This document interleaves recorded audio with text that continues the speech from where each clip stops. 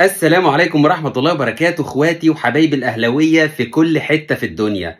طبعا انت مبسوط وفرحان ومزقطط وطاير كده من الفرحة طبعا بعد الثلاثية اللي رزعها النادي الاهلي للاتحاد السعودي، والاداء الرائع اللي ظهر به النادي الاهلي واللي معودنا دايما عليه في كاس العالم للأندية.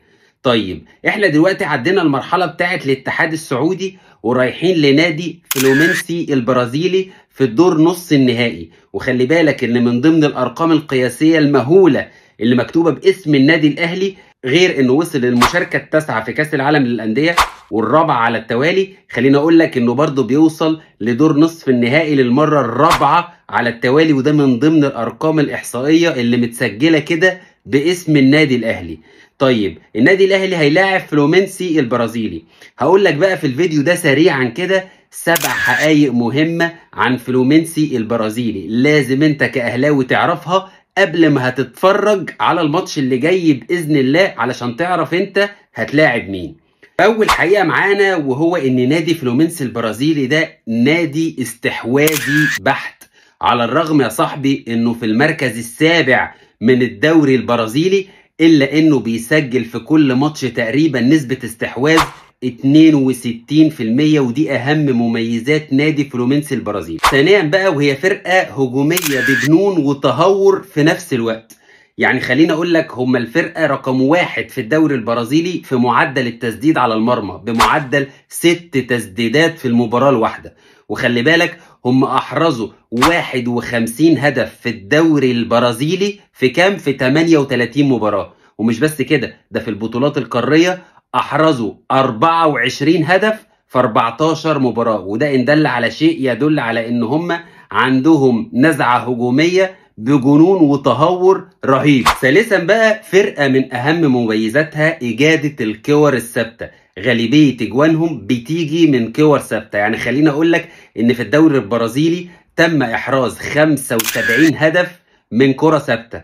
نادي فلومينسي البرازيلي بس ليه نصيب 13 هدف من كرة ثابتة في الدوري البرازيلي بس. واخد لي بالك؟ دفاعيا بقى يا صاحبي هم عشوائيين جدا. ليه؟ لان هم بيهاجموا كلهم ككتلة واحدة، وخلي بالك ان خط الدفاع بتاعهم دايما بيبقى معدي نص الملعب.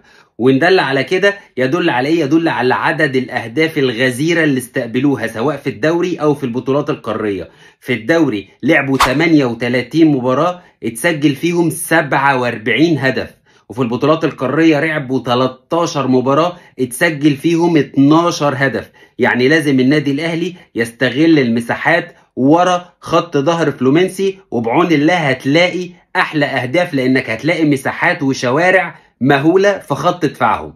خامسا بقى 90% من الاهداف اللي بيستقبلها فلومينسي البرازيلي جايه من تحولات هجوميه، وده اللي انا قلته لك في النقطه رقم 4، ان هم بيهاجموا ككتله واحده زي ما انت شايف في الصوره كده بالظبط، وبيسيبوا وراهم مساحات وشوارع رهيبه. فانت لو عملت تضييق للمساحات في نص الملعب زي كده ما عملت في ماتش الاتحاد، ولعبت على المرتدات وجريت حسين الشحات وتاو، هتلاقي احلى مساحات ورا خط دفاع فلومينسي، وهتجيب احلى اجوال وتطلع ان شاء الله بسكور برضو زي الماتش بتاع الاتحاد السعودي بالظبط. سادسا بقى الفريق ده ما بيعترفش بمرجعية المساحة في الملعب، يعني هم دايما بتلاقيهم ورا الكورة، لو سواء دفاعيا او هجوميا. لو انت معاك الكورة بتلاقي بالخمس لعيبة ضاغطين عليك، لو هم معاهم الكوره نفس الكلام، بتلاقي 5-6 لعيبه وبيفتحوا لبعض الملعب بسرعه جدا. فهم دايما بيتعودين ان هم بيعملوا تكتلات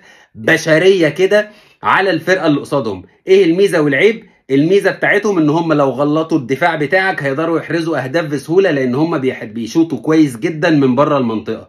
طيب العيب ايه؟ العيب ان بتلاقي 5-6 لعيبه داخلين عليك انت كلاعب. لو بقدرتك عرفت تطلع بالكوره وتلعب في المساحات الضيقه 1-2 كده ولا حاجه وتلعب الكره الطويله، هتلاقي دفاعات ورا شوارع زي ما قلت لك في النقطه رقم 4 و5 قبل كده. سابعا بقى والحاجه اللي لازم النادي الاهلي يستغلها كويس، وهو ان الفريق ده اعماره السنيه كبيره جدا.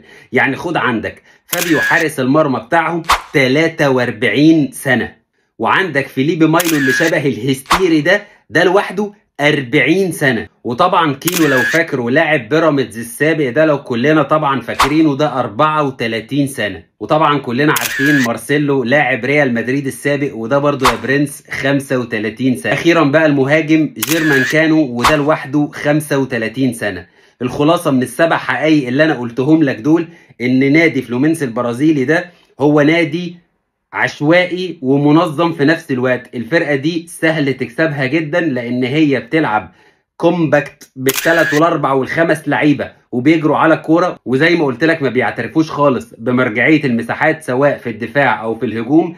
الفرقه هجوميا قويه جدا، لو انت قدرت ان انت تضيق عليهم المساحات زي ما عملت في ماتش الاتحاد ان شاء الله هتكسب. وليه ده؟ لان هم اصلا خط دفاعهم بيتقدم وبيعدي نص الملعب كمان مع كبر اعمارهم السنيه، فدي هتبقى فرصه عظيمه جدا للنادي الاهلي ان هو يستغل تاو والشحات في عمل المرتدات، ومن ثم في احراز الهدف الاول والثاني والثالث. وخليني اقول لك برضو كلمة السر في ماتش فلومينس البرازيلي ده، ان النادي الاهلي يسجل الاول سواء بدري او متأخر. اهم حاجة ان النادي الاهلي يسجل الاول. ليه؟ لان الفرقة دي بطبيعتها اصلا دفاعها زي ما قلت لك بيعدي نص الملعب، ما بالك بقى لو جبت فيهم جول في ماتش المفروض انك لو اتغلبت هتروح. هتبص يا باشا، ده انت ممكن تلاقي حارس المرمى نفسه بيلعب راس حربة.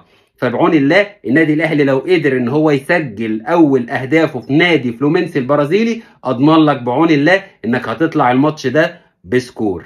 لو وصلت لحد هنا في الفيديو والفيديو عجبك، بالله عليك ما تنساش تعمل احلى لايك، وما تنساش لو مش مشترك في قناة اليوتيوب تشترك، ولو مش متابعنا على صفحة الفيسبوك تتابعنا. اشوفكم على خير، سلام.